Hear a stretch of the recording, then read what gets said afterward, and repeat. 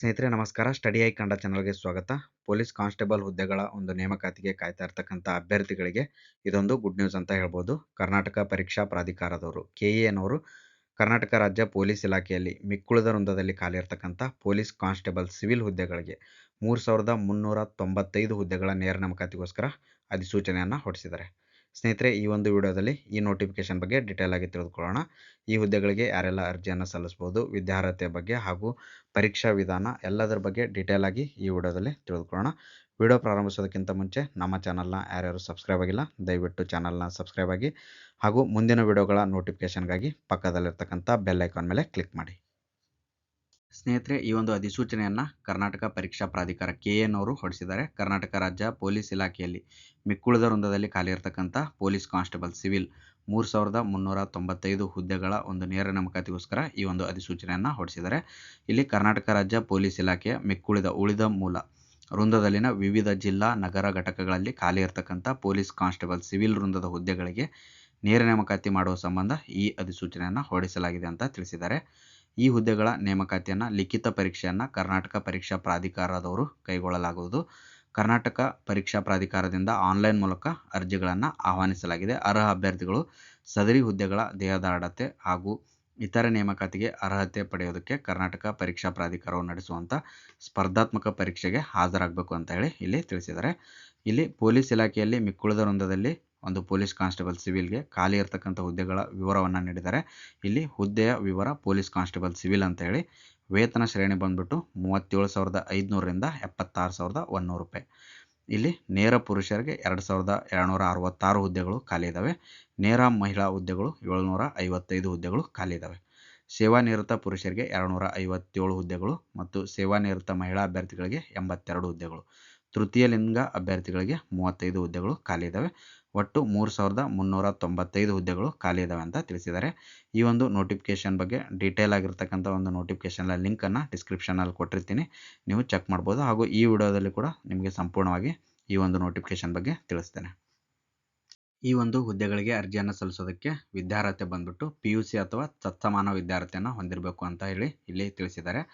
ಅರ್ಜಿ ಸಲ್ಲಿಸೋದಕ್ಕೆ ನಿಗದಿಪಡಿಸಿರ್ತಕ್ಕಂಥ ಕೊನೆಯ ದಿನಾಂಕದಂದು ನಿಗದಿತ ವಿದ್ಯಾರ್ಹತೆಯನ್ನು ಪಡೆಯೋದಕ್ಕೆ ಪರೀಕ್ಷೆಯನ್ನು ಬರೆದು ಫಲಿತಾಂಶಕ್ಕಾಗಿ ಕಾಯ್ತಾ ಇರತಕ್ಕಂಥ ಅಭ್ಯರ್ಥಿಗಳು ಅರ್ಜಿ ಸಲ್ಲಿಸೋದಕ್ಕೆ ಅರ್ಹರಿರೋದಿಲ್ಲ ಅಂತ ಹೇಳಿ ತಿಳಿಸಿದ್ದಾರೆ. ಅಂದರೆ ನೀವು ಅರ್ಜಿಯನ್ನು ಸಲ್ಲಿಸೋದಕ್ಕಿಂತ ಮುಂಚೆನೇ ಇವರು ತಿಳಿಸಿರ್ತಕ್ಕಂಥ ವಿದ್ಯಾರ್ಹತೆಯನ್ನು ನೀವು ಹೊಂದಿರಬೇಕು. ನೀವೇನಾದರೂ ಈ ಒಂದು ವಿದ್ಯಾರ್ಹತೆಯನ್ನು ಹೊಂದಿರಲಿಲ್ಲ, ರಿಸಲ್ಟ್ಗಾಗಿ ವೇಟ್ ಮಾಡ್ತಾ ಇದ್ದರೆ ಅಂದರೆ ನೀವು ಈ ಹುದ್ದೆಗೆ ಅರ್ಜಿಯನ್ನು ಸಲ್ಲಿಸೋದಕ್ಕೆ ಅವಕಾಶ ಇರೋದಿಲ್ಲ ಅಂತೇಳಿ ತಿಳಿಸಿದ್ದಾರೆ. ಮತ್ತು ಮೇಲಿನ ವಿದ್ಯಾರ್ಹತೆಯನ್ನು ಹೊರತುಪಡಿಸಿ ಬೇರೆ ಯಾವ ವಿದ್ಯಾರ್ಹತೆಯನ್ನು ಕೂಡ ಪರಿಗಣಿಸಲಾಗೋದಿಲ್ಲ ಅಂತೇಳಿ ತಿಳಿಸಿದ್ದಾರೆ. ಮತ್ತು ಅರ್ಜಿ ಸಲ್ಲಿಸೋದಕ್ಕೆ ಕೊನೆಯ ದಿನಾಂಕದೊಳಗೆ ಎಲ್ಲ ಅಭ್ಯರ್ಥಿಗಳು PUC 12ನೇ ತರಗತಿ ಅಥವಾ ತತ್ಸಮಾನ ಪರೀಕ್ಷೆಯ ಒಂದು ಅಂಕಪಟ್ಟಿಯನ್ನು ಹೊಂದಿರಬೇಕು ಅಂತ ಹೇಳಿ ಈ ಒಂದು ನೋಟಿಫಿಕೇಶನಲ್ಲಿ ತಿಳಿಸಿದ್ದಾರೆ. ಈ ಒಂದು ಹುದ್ದೆಗಳ ಒಂದು ನೇಮಕಾತಿಗೆ ಸಂಬಂಧಿಸಿದಂತೆ ಇಲ್ಲಿ ವಯೋಮಿತಿಯನ್ನು ತಿಳಿಸಿದ್ದಾರೆ. ಅರ್ಜಿಗಳನ್ನು ಸ್ವೀಕರಿಸೋದಕ್ಕೆ ನಿಗದಿಪಡಿಸಿರ್ತಕ್ಕಂಥ ಕೊನೆಯ ದಿನಾಂಕದಂದು ಕನಿಷ್ಠ 18 ವರ್ಷಗಳು ತುಂಬಿರತಕ್ಕದ್ದು ಅಂತ ಇಲ್ಲಿ ತಿಳಿಸಿದ್ದಾರೆ. ಹಾಗೂ ಈ ಕೆಳಕಂಡ ಗರಿಷ್ಠ ವಯೋಮಿತಿಯನ್ನು ಮೀರಿರಬಾರ್ದು. ಇಲ್ಲಿ ಕ್ಯಾಟಗರಿ ವೈಸು ಗರಿಷ್ಠ ವಯೋಮಿತಿಯನ್ನು ತಿಳಿಸಿದ್ದಾರೆ. ಈ ಗರಿಷ್ಠ ವಯೋಮಿತಿಯನ್ನು ಮೀರಿದಂಥ ಅಭ್ಯರ್ಥಿಗಳು ಹುದ್ದೆಗಳಿಗೆ ಅರ್ಜಿಯನ್ನು ಸಲ್ಲಿಸೋದಕ್ಕೆ ಅವಕಾಶ ಇರೋದಿಲ್ಲ. ಸಾಮಾನ್ಯ ಅರ್ಹತೆ ಅಭ್ಯರ್ಥಿಗಳಿಗೆ 33 ವರ್ಷ ಗರಿಷ್ಠ ವಯೋಮಿತಿಯನ್ನು ನಿಗದಿಪಡಿಸಿದ್ದಾರೆ. ಪರಿಶಿಷ್ಟ ಜಾತಿ, ಪರಿಶಿಷ್ಟ ಪಂಗಡ, ಪ್ರವರ್ಗ 1 ಮತ್ತು ಪ್ರವರ್ಗ 2A, 2B, 3A, 3B ಅಭ್ಯರ್ಥಿಗಳಿಗೆ 35 ವರ್ಷ ಮತ್ತು ಕರ್ನಾಟಕದ ಅರಣ್ಯ ಪ್ರದೇಶಗಳಲ್ಲಿ ವಾಸಿಸ್ತಿರ್ತಕ್ಕಂಥ ಬುಡಕಟ್ಟು ಅಭ್ಯರ್ಥಿಗಳಿಗೆ 38 ವರ್ಷ ಗರಿಷ್ಠ ವಯೋಮಿತಿಯನ್ನು ನಿಗದಿಪಡಿಸಿದ್ದಾರೆ. ಮತ್ತು ಸೇವಾನಿವೃತ್ತ ಪುರುಷ ಮತ್ತು ಮಹಿಳಾ ಅಭ್ಯರ್ಥಿಗಳಿಗೆ ಸಾಮಾನ್ಯ ಅರ್ಹತೆ ಅಭ್ಯರ್ಥಿಗಳಿಗೆ 38 ವರ್ಷ, ಪರಿಶಿಷ್ಟ ಜಾತಿ, ಪರಿಶಿಷ್ಟ ಪಂಗಡ, ಪ್ರವರ್ಗ 1 ಮತ್ತು ಪ್ರವರ್ಗ 2A, 2B, 3A, 3B ಅಭ್ಯರ್ಥಿಗಳಿಗೆ 40 ವರ್ಷ ಗರಿಷ್ಠ ವಯೋಮಿತಿಯನ್ನು ಇಲ್ಲಿ ನಿಗದಿಪಡಿಸಿದ್ದಾರೆ. ಹಾಗೂ ಅರ್ಜಿ ಸಲ್ಲಿಸುವ ವಿಧಾನವನ್ನು ತಿಳಿಸಿದ್ದಾರೆ. ನೀವು ಅರ್ಜಿಯನ್ನು ಸಲ್ಲಿಸಬೇಕಾದಲ್ಲಿ ಈ ಒಂದು cet.online.karnataka.gov.in ವೆಬ್ಸೈಟ್ ಮುಖಾಂತರನೇ ಆನ್ಲೈನ್ ಮುಖಾಂತರ ಅರ್ಜಿಯನ್ನು ಸಲ್ಲಿಸಬೇಕು. ಮತ್ತು ಒಂದು ಬಾರಿ ನೀವು ಅರ್ಜಿಯನ್ನು ಸಲ್ಲಿಸಿದ ಮೇಲೆ ಯಾವುದೇ ಹಂತದಲ್ಲಿ ಕೂಡ ಒಂದು ಮಾಹಿತಿಯನ್ನು ಬದಲಾವಣೆ ಮಾಡೋದಕ್ಕೆ ಅಥವಾ ತಿದ್ದುಪಡಿಯನ್ನು ಮಾಡೋದಕ್ಕೆ ಅವಕಾಶ ಇರೋದಿಲ್ಲ ಅಂತ ಹೇಳಿ ತಿಳಿಸಿದ್ದಾರೆ. ಆದ್ದರಿಂದ ಅಭ್ಯರ್ಥಿಗಳು ಎಚ್ಚರಿಕೆಯಿಂದ ಅಧಿಸೂಚನೆಯನ್ನು ಓದಿ ಅರ್ಥೈಸಿಕೊಂಡು ಅರ್ಜಿಯನ್ನು ಸಲ್ಲಿಸೋದಕ್ಕೆ ಇಲ್ಲಿ ಸೂಚಿಸಲಾಗಿದೆ. ಅಭ್ಯರ್ಥಿಗಳು ಹುದ್ದೆಗಳ ವರ್ಗೀಕರಣದಲ್ಲಿ ಪ್ರಕಟಿಸಿದಂಥ ಯಾವುದಾದ್ರೂ ಒಂದು ಘಟಕಕ್ಕೆ ಮಾತ್ರ ಇಲ್ಲಿ ಅರ್ಜಿ ಸಲ್ಲಿಸತಕ್ಕದ್ದು ಅಂತ ಹೇಳಿ ತಿಳಿಸಿದ್ದಾರೆ. ಸ್ನೇಹಿತರೆ, ಈ ಒಂದು ಹುದ್ದೆಗಳಿಗೆ ಆನ್ಲೈನ್ ಮುಖಾಂತರ ಅರ್ಜಿ ಸಲ್ಲಿಸೋದಕ್ಕೆ ಪ್ರಾರಂಭ ದಿನಾಂಕ 8/6/2026 ಮತ್ತು ಆನ್ಲೈನ್ ಮುಖಾಂತರ ಅರ್ಜಿ ಸಲ್ಲಿಸೋದಕ್ಕೆ ಕೊನೆಯ ದಿನಾಂಕ 3/7/2026. ಶುಲ್ಕವನ್ನು ಪಾವತಿ ಮಾಡೋದಕ್ಕೆ ಕೊನೆಯ ದಿನಾಂಕ 4/7/2026. ಸ್ನೇಹಿತರೆ, ಇಲ್ಲಿ ನಿಗದಿಪಡಿಸಿರ್ತಕ್ಕಂಥ ದಿನಾಂಕದೊಳಗೆ ನೀವು ಅರ್ಜಿಯನ್ನು ಸಲ್ಲಿಸಿ ಶುಲ್ಕವನ್ನು ಪಾವತಿ ಮಾಡಿರಬೇಕು. ಒಂದು ವೇಳೆ ಅರ್ಜಿ ಸಲ್ಲಿಸಿ ಶುಲ್ಕವನ್ನು ಪಾವತಿ ಮಾಡಿರಲಿಲ್ಲ ಅಂದರೆ ನಿಮ್ಮ ಅರ್ಜಿಯನ್ನು ರದ್ದುಗೊಳಿಸಲಾಗುತ್ತೆ. ಆದ್ದರಿಂದ ಇಲ್ಲಿ ನಿಗದಿಪಡಿಸಿರ್ತಕ್ಕಂಥ ದಿನಾಂಕದೊಳಗೆ ನೀವು ಅರ್ಜಿಯನ್ನು ಸಲ್ಲಿಸಿ ಶುಲ್ಕವನ್ನು ಪಾವತಿ ಮಾಡಿರಬೇಕು. ಮತ್ತು ತರಬೇತಿ ಕಾಯಂ ಪೂರ್ವಾವಧಿ ಮತ್ತು ವೇತನ ಶ್ರೇಣಿಯ ಬಗ್ಗೆ ಇಲ್ಲಿ ತಿಳಿಸಿದ್ದಾರೆ. ತರಬೇತಿ ನೇಮಕಾತಿ ಹೊಂದಿರತಕ್ಕಂಥ ಅಭ್ಯರ್ಥಿಗಳು ಡಿಜಿ ಮತ್ತು ಐಜಿಪಿ ರವರು ಕಾಲಕಾಲಕ್ಕೆ ನಿಗದಿಪಡಿಸಿರ್ತಕ್ಕಂಥ ಪೊಲೀಸ್ ತರಬೇತಿ ಶಾಲೆಗಳಲ್ಲಿ 9 ತಿಂಗಳ ಮೂಲ ಬುನಾದಿ ತರಬೇತಿಯನ್ನು ಪಡೆಯಬೇಕು ಅಂತ ತಿಳಿಸಿದ್ದಾರೆ. ಮತ್ತು ತರಬೇತಿಯಲ್ಲಿ ನಿಗದಿಪಡಿಸಿರ್ತಕ್ಕಂಥ ಪರೀಕ್ಷೆಗಳಲ್ಲಿ ಉತ್ತೀರ್ಣರಾಗಬೇಕು. ಅನುತ್ತೀರ್ಣರಾದಂಥ ಅಭ್ಯರ್ಥಿಗಳನ್ನು ಸೇವೆಯಿಂದ ವಜಾಗೊಳಿಸಲಾಗುವುದು ಅಂತ ತಿಳಿಸಿದ್ದಾರೆ. ಮತ್ತು ಕಾಯಂ ಪೂರ್ವಾವಧಿ ನೇರ ನೇಮಕಾತಿ ಮೂಲಕ ಆಯ್ಕೆಗೊಂಡಂಥ ಅಭ್ಯರ್ಥಿಗಳು 2 ವರ್ಷ 6 ತಿಂಗಳು ಕಾಯಂ ಪೂರ್ವ ಅವಧಿಯಲ್ಲಿರ್ತಾರೆ ಅಂತ ತಿಳಿಸಿದ್ದಾರೆ. ಮತ್ತು ಪಿಂಚಣಿ ಸೌಲಭ್ಯ ರಾಷ್ಟ್ರೀಯ ಪಿಂಚಣಿ ಯೋಜನೆ ಸೌಲಭ್ಯ ಅನ್ವಯವಾಗುತ್ತೆ ಅಂತ ತಿಳಿಸಿದ್ದಾರೆ. ಮತ್ತು ಈ ಒಂದು ಹುದ್ದೆಗಳಿಗೆ ಪರೀಕ್ಷಾ ಶುಲ್ಕ ಬಂದ್ಬಿಟ್ಟು ಸಾಮಾನ್ಯ ಅರ್ಹತೆ ಮತ್ತು ಇತರೆ ಪ್ರವರ್ಗಗಳು ಪ್ರವರ್ಗ 2A 2B 3A 3B ಅಭ್ಯರ್ಥಿಗಳಿಗೆ 750 ಪರೀಕ್ಷಾ ಶುಲ್ಕವನ್ನು ನಿಗದಿಪಡಿಸಲಾಗಿದೆ. ಮತ್ತು ಪರಿಶಿಷ್ಟ ಜಾತಿ ಪರಿಶಿಷ್ಟ ಪಂಗಡ ಪ್ರವರ್ಗ 1 ಹಾಗೂ ಮಾಜಿ ಸೈನಿಕ ಮತ್ತು ತೃತೀಯ ಲಿಂಗ ಅಭ್ಯರ್ಥಿಗಳಿಗೆ 500 ರೂಪಾಯಿ ಒಂದು ಪರೀಕ್ಷಾ ಶುಲ್ಕವನ್ನು ಇಲ್ಲಿ ನಿಗದಿಪಡಿಸಿದ್ದಾರೆ. ಮತ್ತು ಲಿಖಿತ ಪರೀಕ್ಷಾ ವಿಧಾನವನ್ನು ತಿಳಿಸಿದ್ದಾರೆ. ಪೊಲೀಸ್ ಕಾನ್ಸ್ಟೇಬಲ್ ಸಿವಿಲ್ ಹುದ್ದೆಗಳಿಗೆ ಸ್ಪರ್ಧಾತ್ಮಕ ಪರೀಕ್ಷೆಯನ್ನು ಆನ್ಲೈನ್ OMR ಮಾದರಿಯಲ್ಲಿ ನಡೆಸಲಾಗುವುದು ಅಂತ ತಿಳಿಸಿದ್ದಾರೆ. ಮತ್ತು ಲಿಖಿತ ಪರೀಕ್ಷೆಯನ್ನು ರಾಜ್ಯದ ಆಯ್ದ ಜಿಲ್ಲಾ ಕೇಂದ್ರಗಳಲ್ಲಿ ನಡೆಸಲಾಗುತ್ತೆ. ಮತ್ತು ಆಡಳಿತಾತ್ಮಕ ಉದ್ದೇಶದಿಂದ ಜಿಲ್ಲಾ ಪರೀಕ್ಷಾ ಕೇಂದ್ರಗಳು ಬದಲಾವಣೆ ಷರತ್ತಿಗೆ ಒಳಪಟ್ಟಿರುತ್ತೆ ಅಂತ ತಿಳಿಸಿದ್ದಾರೆ. ಮತ್ತು ಅಭ್ಯರ್ಥಿಗಳಿಗೆ ಪರೀಕ್ಷೆಯ ಪ್ರವೇಶ ಪತ್ರಗಳನ್ನು ಪ್ರಾಧಿಕಾರದ ವೆಬ್ಸೈಟ್ನಿಂದ ಡೌನ್ಲೋಡ್ ಮಾಡಿಕೊಳ್ಳೋದಕ್ಕೆ ಪ್ರಕಟಣೆಯ ಮುಖಾಂತರ ತಿಳಿಸಲಾಗುವುದು ಅಂತ ಇಲ್ಲಿ ತಿಳಿಸಿದ್ದಾರೆ. ಹಾಗೂ ಈ ಬಗ್ಗೆ ಮಾಹಿತಿಯನ್ನು ಪ್ರಾಧಿಕಾರದ ವೆಬ್ಸೈಟ್ನಲ್ಲಿ ಪ್ರಕಟಿಸಲಾಗುವುದು ಅಂತ ಕೂಡ ತಿಳಿಸಿದ್ದಾರೆ. ಮತ್ತು ಅಭ್ಯರ್ಥಿಗಳು ಕಡ್ಡಾಯವಾಗಿ ಪ್ರವೇಶ ಪತ್ರಗಳನ್ನು ಹಾಲ್ ಟಿಕೆಟನ್ನು ಡೌನ್ಲೋಡ್ ಮಾಡಿಕೊಂಡು ಒಂದು ಮೂಲ ಗುರುತಿನ ಚೀಟಿಯೊಂದಿಗೆ ಪ್ಯಾನ್ ಕಾರ್ಡ್, ವಾಹನ ಚಾಲನಾ ಪರವಾನಗಿ, Aadhaar card, passport, voter ID, ಸರ್ಕಾರಿ ನೌಕರರ ID ಯಾವುದಾದ್ರೂ ಒಂದು ಗುರುತಿನ ಚೀಟಿ ಜೊತೆಗೆ ನಿಮ್ಮ ಒಂದು ಹಾಲ್ ಟಿಕೆಟನ್ನು ತೆಗೆದುಕೊಂಡು ಪರೀಕ್ಷಾ ಕೇಂದ್ರಗಳಿಗೆ ಹೋಗಬೇಕು ಅಂತ ತಿಳಿಸಿದ್ದಾರೆ. ತಪ್ಪಿದ್ದಲ್ಲಿ ಪರೀಕ್ಷಾ ಕೇಂದ್ರವನ್ನು ಪ್ರವೇಶಿಸೋದಕ್ಕೆ ಅನುಮತಿಸುವುದಿಲ್ಲ ಅಂತ ಇಲ್ಲಿ ತಿಳಿಸಿದ್ದಾರೆ. ಮತ್ತು ಪರೀಕ್ಷಾ ಕೇಂದ್ರವನ್ನು ಯಾವುದೇ ಕಾರಣಕ್ಕೂ ಬದಲಾವಣೆ ಮಾಡೋದಕ್ಕೆ ಅವಕಾಶ ಇರೋದಿಲ್ಲ. ನಿಮ್ಮ ಹಾಲ್ ಟಿಕೆಟ್ನಲ್ಲಿ ಯಾವ ಪರೀಕ್ಷಾ ಕೇಂದ್ರವನ್ನು ತಿಳಿಸಿರ್ತಾರೆ ಅಲ್ಲೇ ನೀವು ಪರೀಕ್ಷೆಗೆ ಹಾಜರಾಗಬೇಕು. ಯಾವುದೇ ಕಾರಣಕ್ಕೂ ಪರೀಕ್ಷಾ ಕೇಂದ್ರವನ್ನು ಬದಲಾವಣೆ ಮಾಡೋದಕ್ಕೆ ಅವಕಾಶ ಇರೋದಿಲ್ಲ ಅಂತ ಹೇಳಿ ಇಲ್ಲಿ ತಿಳಿಸಿದ್ದಾರೆ. ಸ್ನೇಹಿತರೆ, ಇಲ್ಲಿ ಪ್ರಶ್ನೆ ಪತ್ರಿಕೆ ಹಾಗೂ ಪಠ್ಯಕ್ರಮದ ಬಗ್ಗೆ ತಿಳಿಸಿದ್ದಾರೆ. ಲಿಖಿತ ಪರೀಕ್ಷೆ ಇರುತ್ತೆ. ವಿಷಯಗಳು ಬಂದ್ಬಿಟ್ಟು ಸಾಮಾನ್ಯ ಜ್ಞಾನ, ವಿಜ್ಞಾನ, ಭೂಗೋಳ, ಇತಿಹಾಸ, ಭಾರತದ ಸಂವಿಧಾನ, ರಾಷ್ಟ್ರೀಯ ಸ್ವಾತಂತ್ರ್ಯ ಚಳವಳಿ, ಮಾನಸಿಕ ಸಾಮರ್ಥ್ಯ ಮತ್ತು ನೈತಿಕ ಶಿಕ್ಷಣ ಒಳಗೊಂಡ ಸಾಮಾನ್ಯ ಅಧ್ಯಯನದ ಮೇಲೆ ಕ್ವಶನನ್ನು ಕೇಳಲಾಗುತ್ತೆ ಅಂತ ತಿಳಿಸಿದ್ದಾರೆ. ಒಟ್ಟು ಪ್ರಶ್ನೆಗಳು 100 ಇರುತ್ತೆ. ಒಟ್ಟು ಅಂಕಗಳು 100 ಅಂದರೆ ಪ್ರತಿ ಪ್ರಶ್ನೆಗೆ 1 ಅಂಕ. ಅವಧಿ ಬಂದ್ಬಿಟ್ಟು 1.5 ಗಂಟೆ 90 ನಿಮಿಷಗಳು ಅವಧಿ ನಿಮಗೆ ನೀಡಲಾಗುತ್ತೆ. ಲಿಖಿತ ಪರೀಕ್ಷೆಯನ್ನು 2/8/2026 ನಡೆಸಲಾಗುತ್ತೆ. ಸಮಯ ಬಂದ್ಬಿಟ್ಟು ಬೆಳಗ್ಗೆ 10:30ಯಿಂದ 12 ಗಂಟೆವರೆಗೆ. ಮತ್ತು ಕಡ್ಡಾಯ ಕನ್ನಡದ ಪರೀಕ್ಷೆಯ ದಿನಾಂಕವನ್ನು ನಂತರ ತಿಳಿಸಲಾಗುವುದು ಅಂತ ತಿಳಿಸಿದ್ದಾರೆ. ಇಲ್ಲಿ ನೆಗೆಟಿವ್ ಮಾರ್ಕ್ಸ್ ಇರುತ್ತೆ. ಋಣಾತ್ಮಕ ಮೌಲ್ಯಮಾಪನ ಅಂದರೆ 0.24 ಅಂಕಗಳನ್ನು ಇಲ್ಲಿ ನಿಮ್ಮ ಪ್ರತಿ ತಪ್ಪು ಉತ್ತರಕ್ಕೆ ಕಡಿತಗೊಳಿಸಲಾಗುವುದು ಅಂತ ತಿಳಿಸಿದ್ದಾರೆ. ಮತ್ತು OMR ಉತ್ತರ ಪತ್ರಿಕೆಯಲ್ಲಿ 5ನೇ ಆಯ್ಕೆಯ ವೃತ್ತವನ್ನು ನೀಡ್ತಾರೆ. ಅದರಲ್ಲಿ ಉತ್ತರಿಸದೇ ಇರತಕ್ಕಂಥ ಪ್ರಶ್ನೆಗಳಿಗೆ 5ನೇ ಆಯ್ಕೆಯ ವೃತ್ತವನ್ನು ಶೇಡ್ ಮಾಡೋದು. ಕೊನೆಯ ಬೆಲ್ ಆದ ನಂತರ ನಿಮಗೆ ಹೆಚ್ಚುವರಿಗೆ 5 ನಿಮಿಷಗಳನ್ನು ನೀಡಲಾಗುತ್ತೆ. ನೀವು ಯಾವ ಪ್ರಶ್ನೆಗೆ ಉತ್ತರವನ್ನು ಸಲ್ಲಿಸಿರೋದಿಲ್ಲ ಆ ಪ್ರಶ್ನೆಗೆ 5ನೇ ಅಂಕವನ್ನು ನೀವು 5ನೇ ಆಪ್ಷನನ್ನು ಒಂದು ವೃತ್ತವನ್ನು ಶೇಡ್ ಮಾಡಬೇಕು. ಒಂದು ವೇಳೆ ಆ 5ನೇ ವೃತ್ತವನ್ನು ಕೂಡ ನೀವು ಶೇಡ್ ಮಾಡದೇ ಇದ್ದರೆ ನಿಮಗೆ ಆ ಪ್ರತಿ ಪ್ರಶ್ನೆಗೂ ಕೂಡ 0.25 ಅಂಕಗಳನ್ನು ಕಡಿತಗೊಳಿಸಲಾಗುವುದು ಅಂತ ತಿಳಿಸಿದ್ದಾರೆ. ಮತ್ತು ಲಿಖಿತ ಪರೀಕ್ಷೆಯಲ್ಲಿ 1:5 ಅನುಪಾತದಡಿಯಲ್ಲಿ ಅರ್ಹತೆಗೊಂಡಂಥ ಅಭ್ಯರ್ಥಿಗಳಿಗೆ ದೇಹದಾಢ್ಯತೆ ಪರೀಕ್ಷೆ ಮತ್ತು ಸಹಿಷ್ಣುತೆ ಪರೀಕ್ಷೆಗಳನ್ನು ನಡೆಸಲಾಗುವುದು ಅಂತ ಹೇಳಿ ಇಲ್ಲಿ ತಿಳಿಸಿದ್ದಾರೆ. ಸ್ನೇಹಿತರೆ, ಲಿಖಿತ ಪರೀಕ್ಷೆ ಮುಗಿದ ನಂತರ ನೀವು ದೈಹಿಕ ಪರೀಕ್ಷೆಗೆ ಆಯ್ಕೆಗೊಂಡಲ್ಲಿ ದೈಹಿಕ ಪರೀಕ್ಷೆಗೆ ಬರುವಾಗ ಕರೆಪತ್ರದ ಜೊತೆಗೆ ಈ ಕೆಳಕಂಡ ಯಾವುದಾದ್ರೂ ಒಂದು ಗುರುತಿನ ಚೀಟಿಯನ್ನು ಕಡ್ಡಾಯವಾಗಿ ಹಾಜರುಪಡಿಸತಕ್ಕದ್ದು ಅಂತ ತಿಳಿಸಿದ್ದಾರೆ.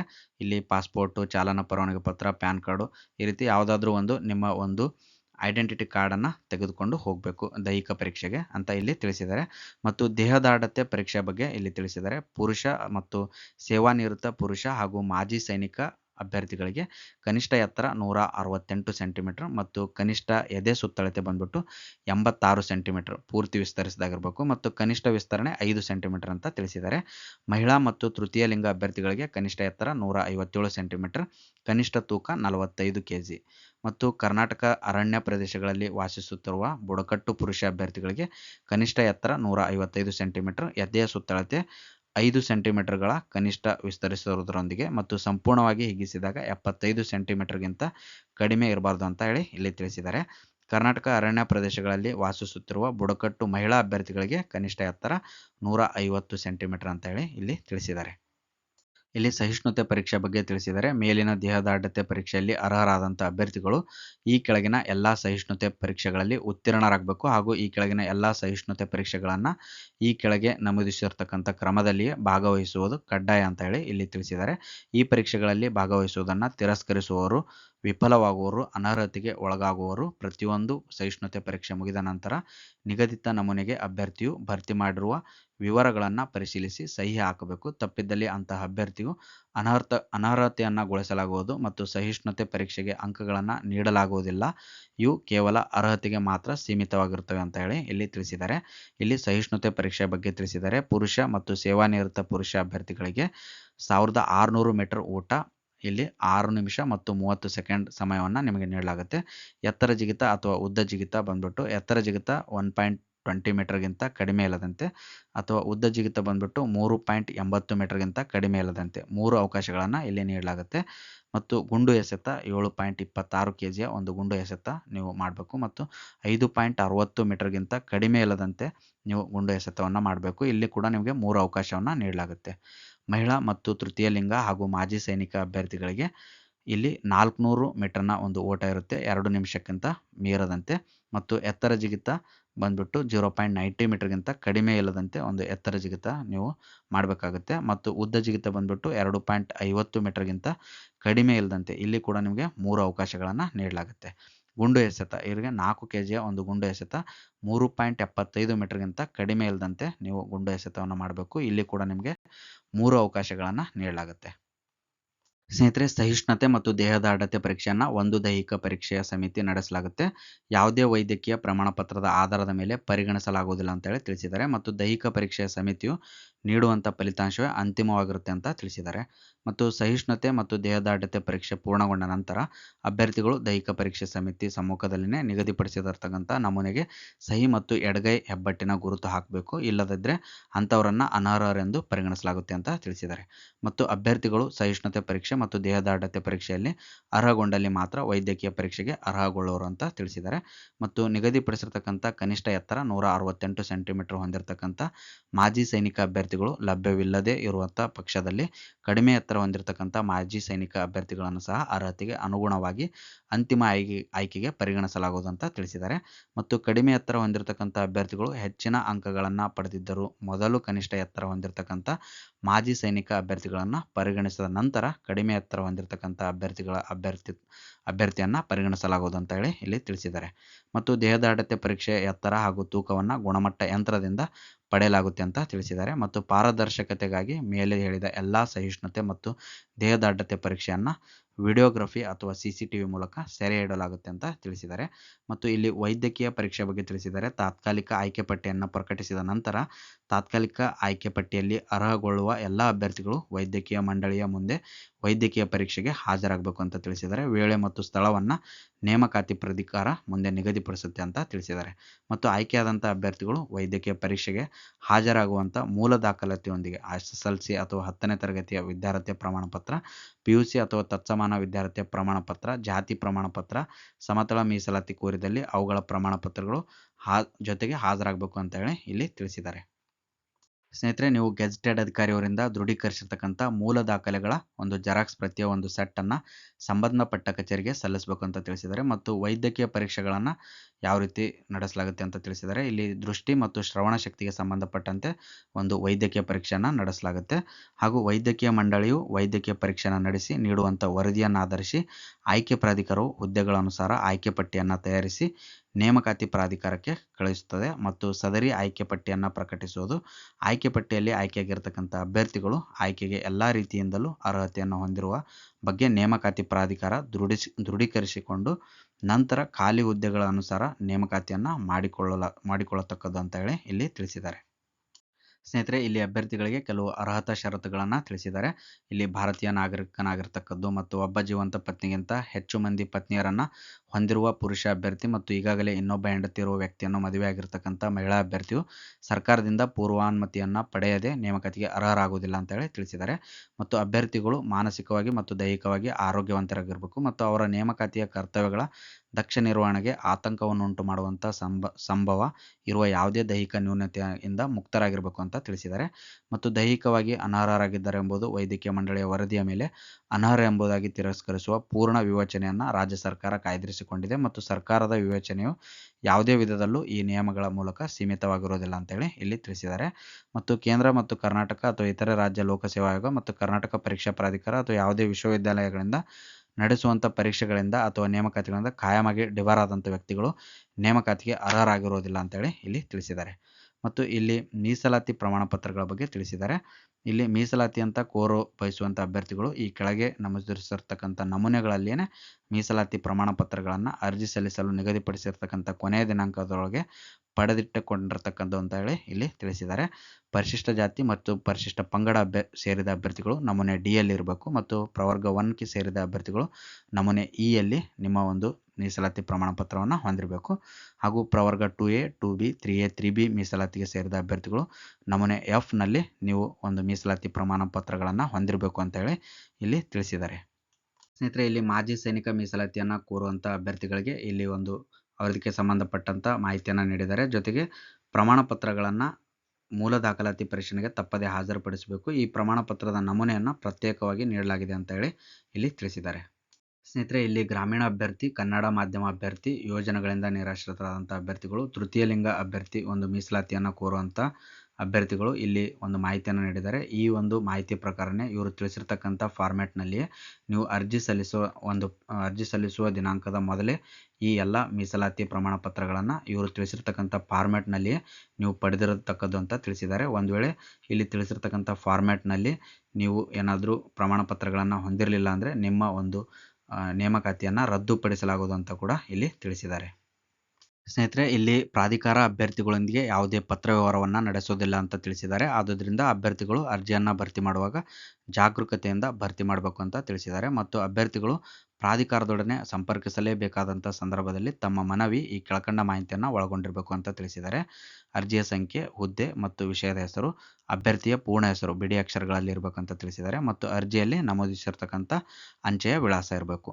ಮತ್ತು ಪ್ರಾಧಿಕಾರದ ಅಧಿಕೃತ ಎಕ್ಸ್ ಖಾತೆಯಲ್ಲಿ @KEA ಕರ್ನಾಟಕದಲ್ಲಿ ಒಂದು ವೆಬ್ಸೈಟ್ನಲ್ಲಿ ಲಭ್ಯವಿರುತ್ತಂಥ ನೇಮಕಾತಿ ಸಂಬಂಧದ ಎಲ್ಲ ಮಾಹಿತಿಯನ್ನು ಪಡೆಯಬಹುದಾಗಿದೆ ಅಂತ ತಿಳಿಸಿದ್ದಾರೆ. ಮತ್ತು ಇಲ್ಲಿ ನಿಮ್ಮ ಒಂದು ಅರ್ಜಿಯನ್ನು ಸಲ್ಲಿಸಬೇಕಾದ್ರೆ ಅಭ್ಯರ್ಥಿ ಇತ್ತೀಚಿನ ಪಾಸ್ಪೋರ್ಟ್ ಅಳತೆಯ ಭಾವಚಿತ್ರವನ್ನು 50 ರಿಂದ 200 KB ಒಂದು ಫೈಲ್ನ ಒಳಗಡೆ ಹಾಗೂ ಕಪ್ಪು ಶಾಯಿಯ ಸ್ಕೆಚ್ ಅಥವಾ ಮಾರ್ಕರ್ ಪೆನ್ನಲ್ಲಿ ಸಹಿಯನ್ನು ಕೂಡ ಅದು ಕೂಡ 50 ರಿಂದ 70 KB ಅಳತೆಯಲ್ಲಿ ಸ್ಕ್ಯಾನನ್ನು ಮಾಡಿ ಅರ್ಜಿಗೆ ಅಪ್ಲೋಡ್ ಮಾಡಬೇಕು ಅಂತ ತಿಳಿಸಿದ್ದಾರೆ. ಒಂದು ವೇಳೆ ನೀವು ಭಾವಚಿತ್ರ ಹಾಗೂ ಸಹಿಯನ್ನು ಅಪ್ಲೋಡ್ ಮಾಡದೇ ಇದ್ದರೆ ಅಂಥ ಅರ್ಜಿಗಳನ್ನು ತಿರಸ್ಕರಿಸಲಾಗುತ್ತೆ ಅಂತ ಹೇಳಿ ಇಲ್ಲಿ ತಿಳಿಸಿದ್ದಾರೆ. ಮತ್ತು ಅರ್ಜಿ ಸಲ್ಲಿಸುವ ಸಂದರ್ಭದಲ್ಲಿ ನಿಮ್ಮ ಹತ್ರ ಇರಬೇಕಾದಂಥ ಪ್ರಮಾಣ ಪತ್ರಗಳು ಯಾವುವು ಅಂದರೆ ಆಧಾರ್ ಕಾರ್ಡ್ ಇರಬೇಕು. ಮತ್ತು ಅರ್ಜಿ ಸಲ್ಲಿಸೋದಕ್ಕೆ ನಿಗದಿಪಡಿಸಿರ್ತಕ್ಕಂಥ ಕೊನೆಯ ದಿನಾಂಕದೊಳಗೆ ಪಡೆದಿರ್ತಕ್ಕಂಥ ಆಯಾ ಹುದ್ದೆಗಳಿಗೆ ನಿಗದಿಪಡಿಸಿರ್ತಕ್ಕಂಥ ವಿದ್ಯಾರ್ಹತೆಯ ಎಲ್ಲ ವಿಷಯಗಳ ಮತ್ತು ಸೆಮೆಸ್ಟರ್ಗಳ ಅಂಕಪಟ್ಟಿಗಳು ಹಾಗೂ ಘಟಿಕೋತ್ಸವ ಪ್ರಮಾಣ ಪತ್ರಗಳನ್ನು ನೀವು ಪಡೆದಿರಬೇಕು ಅಂತ ತಿಳಿಸಿದ್ದಾರೆ. ಮತ್ತು ಜನ್ಮ ದಿನಾಂಕವನ್ನು ನಮೂದಿಸಿರ್ತಕ್ಕಂಥ SSLC ಅಥವಾ ತತ್ಸಮಾನ ಪರೀಕ್ಷೆಯ ಪ್ರಮಾಣ ಪತ್ರ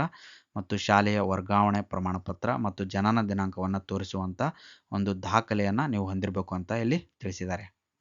ನೀವು ಮಾಜಿ ಸೈನಿಕ ಮೀಸಲಾತಿ ಕೋರಿದ್ದಲ್ಲಿ ಅದಕ್ಕೆ ಸಂಬಂಧಿಸಿದಂಥ ಪ್ರಮಾಣ ಪತ್ರವನ್ನು ಹೊಂದಿರಬೇಕು. ಮತ್ತು ಜಾತಿ ಮೀಸಲಾತಿ ಕೋರಿದ್ದಲ್ಲಿ ಅದಕ್ಕೆ ಸಂಬಂಧಿಸಿದಂಥ ಪ್ರಮಾಣ ಪತ್ರಗಳನ್ನು ನಿಗದಿಪಡಿಸಿರ್ತಕ್ಕಂಥ ನಮೂನೆಯಲ್ಲಿ ಹೊಂದಿರಬೇಕು ಅಂತ ತಿಳಿಸಿದ್ದಾರೆ. ಗ್ರಾಮೀಣ ಮೀಸಲಾತಿ ಕೋರಿದ್ದಲ್ಲಿ ಅದಕ್ಕೆ ಸಂಬಂಧಿಸಿದ ಒಂದು ಪ್ರಮಾಣ ಪತ್ರವನ್ನು ಕೂಡ ನೀವು ನಮೂನೆ 1ರಲ್ಲಿ ನೀವು ಒಂದು ಗ್ರಾಮೀಣ ಮೀಸಲಾತಿ ಪ್ರಮಾಣ ಪತ್ರವನ್ನು ಹೊಂದಿರಬೇಕು. ಮತ್ತು ಕನ್ನಡ ಮಾಧ್ಯಮದ ಒಂದು ಮೀಸಲಾತಿ ಕೋರಿದ್ದಲ್ಲಿ ಕನ್ನಡ ಮಾಧ್ಯಮದಲ್ಲಿ ವ್ಯಾಸಂಗ ಮಾಡಿದ ಪ್ರಮಾಣ ಪತ್ರವನ್ನು ಹೊಂದಿರಬೇಕು. ಹಾಗೆ ಈಗಾಗಲೇ ಸೇವೆಯಲ್ಲಿರ್ತಕ್ಕಂಥ ಅಭ್ಯರ್ಥಿಗಳು ಆಯ್ಕೆಯಾದಲ್ಲಿ ನಿರಾಕ್ಷೇಪಣಾ ಪ್ರಮಾಣ ಪತ್ರವನ್ನು ಪಡೆದು ನೇಮಕಾತಿ ಪ್ರಾಧಿಕಾರಕ್ಕೆ ಸಲ್ಲಿಸಬೇಕು ಅಂತ ತಿಳಿಸಿದ್ದಾರೆ. ಅದ್ರ ಜೊತೆಗೆ ನೀವು ಅರ್ಜಿ ಸಲ್ಲಿಸಬೇಕಾದಂಥ ಸಂದರ್ಭದಲ್ಲಿ ಅನುಸರಿಸಬೇಕಾದಂಥ ಕೆಲವು ವಿಷಯಗಳ ಬಗ್ಗೆ ಒಂದು ವಿಶೇಷ ಸೂಚನೆಗಳನ್ನು ಅಭ್ಯರ್ಥಿಗಳಿಗೆ ನೀಡಿದ್ದಾರೆ. ಇದನ್ನು ಸಹ ನೀವು ಇಲ್ಲಿ ನೋಡ್ಬೋದು. ಇದರ ಒಂದು ಡೀಟೇಲ್ ನೋಟಿಫಿಕೇಷನನ್ನು ನಾನು ಡಿಸ್ಕ್ರಿಪ್ಷನ್ನಲ್ಲಿ ನಿಮಗೆ ನೀಡಿರ್ತೇನೆ.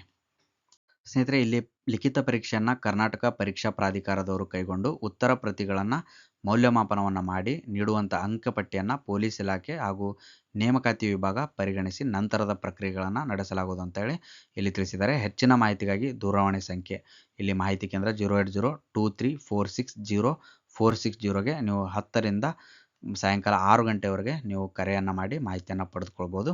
ಮತ್ತು ಅಧಿಸೂಚನೆ, ಲಿಖಿತ ಪರೀಕ್ಷೆ ಹಾಗೂ ಅಂಕಪಟ್ಟಿಯ ಕುರಿತು ಮಾತ್ರ ಪ್ರಾಧಿಕಾರಕ್ಕೆ ಕರೆ ಮಾಡಬಹುದಾಗಿರುತ್ತೆ ಅಂತ ಹೇಳಿ ಇಲ್ಲಿ ತಿಳಿಸಿದ್ದಾರೆ. ಸ್ನೇಹಿತರೆ, ಅರ್ಜಿಯಲ್ಲಿ ಮೀಸಲಾತಿಗೆ ಸಂಬಂಧಿಸಿದ ಅಂಕಣದಲ್ಲಿ ಉಪಯೋಗಿಸಿದಂಥ ಪದಗಳ ಅರ್ಥವನ್ನು ಈ ಕೆಳಕಂಡಂತೆ ಅರ್ಥೈಸ್ಕೊಳ್ಬೇಕು ಅಂತ ತಿಳಿಸಿದ್ದಾರೆ. ಅಂದರೆ ಅಧಿಸೂಚನೆಯಲ್ಲಿ ಅಂತ ಶಾರ್ಟ್ ಫಾರ್ಮಲ್ಲಿ ನೀಡಿರ್ತಾರೆ. ಅಂದರೆ ಸಾಮಾನ್ಯ ಅಭ್ಯರ್ಥಿ. GM ಅಂದರೆ ಜನರಲ್ ಮೆರಿಟ್. ಇದರ ಒಂದು ವಿಸ್ತರಣೆಯನ್ನು ಇಲ್ಲಿ ನೀಡಿದರೆ ನೀವು ನೋಡ್ಬೋದು. ಸ್ನೇಹಿತರೆ, ಈ ಒಂದು ವಿಡಿಯೋದಲ್ಲಿ ನೀಡಿರ್ತಕ್ಕಂಥ ಮಾಹಿತಿ ನಿಮಗೆಲ್ಲ ಇಷ್ಟ ಆಗಿದೆ ಅಂತ ತಿಳ್ಕೊತೀನಿ. ವಿಡಿಯೋ ಇಷ್ಟ ಆಗಿದ್ರೆ ವಿಡಿಯೋನ ಲೈಕ್ ಮಾಡಿ ಮತ್ತು ಆದಷ್ಟು ಜನರಿಗೆ ಶೇರ್ ಮಾಡಿ. ಹಾಗೂ ನಾವು ನಮ್ಮ ಚಾನಲಲ್ಲಿ ಮುಂದೆ ಈ ಒಂದು ಸ್ಪರ್ಧಾತ್ಮಕ ಪರೀಕ್ಷೆಗಳಿಗೆ ಸಂಬಂಧಿಸಿದ ವಿಷಯಗಳ ಮೇಲೆ ವಿಡಿಯೋಗಳನ್ನು ತರ್ತಾ ಇರ್ತೀನಿ. ಆದ್ದರಿಂದ ನಮ್ಮ ಚಾನಲ್ನ ತಪ್ಪದೇ ಸಬ್ಸ್ಕ್ರೈಬ್ ಮಾಡಿ ಹಾಗೂ ಮುಂದಿನ ವಿಡಿಯೋಗಳ ನೋಟಿಫಿಕೇಷನ್ಗಾಗಿ ಪಕ್ಕದಲ್ಲಿರ್ತಕ್ಕಂಥ ಬೆಲ್ ಐಕಾನ್ ಮೇಲೆ ಕ್ಲಿಕ್ ಮಾಡಿ. ಧನ್ಯವಾದಗಳು.